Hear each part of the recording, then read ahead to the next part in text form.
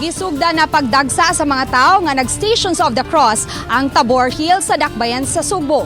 Masudong dinhi ang kapin sa 2,000 ka mga relikyas, apil na ang tipak sa cross diin gilansang si Jesus. Ani ang report. Taliwa sa kainit sa adlaw, wa nagpapiri ang mga tao sa ilang pagpinitensya nining Semana Santa. Kini ang sitwasyon sa Tabor Hill sa Barangay San Jose sa Cebu City nga gidagsa nagsugod sa nagadiang grupo nga nagpahigayon sa Stations of the Cross. Ang sarap yung mo.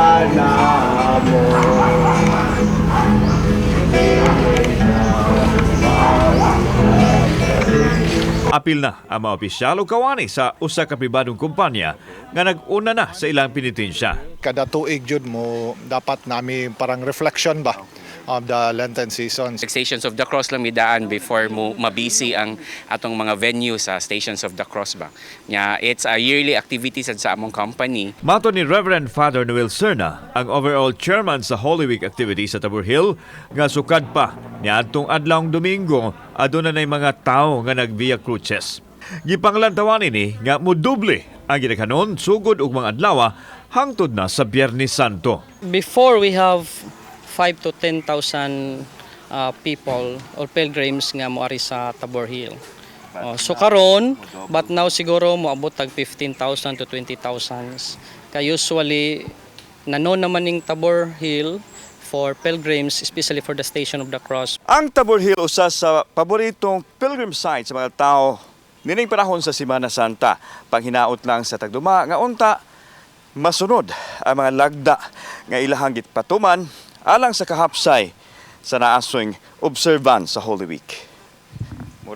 Adunay pulis o mga force multipliers ang mopatuman sa kahapsay o kalinaw sa pilgrim site. Nakastandby usab ang masakop sa CCDRRMO nga moresponde kung adunay mahitabong emergency.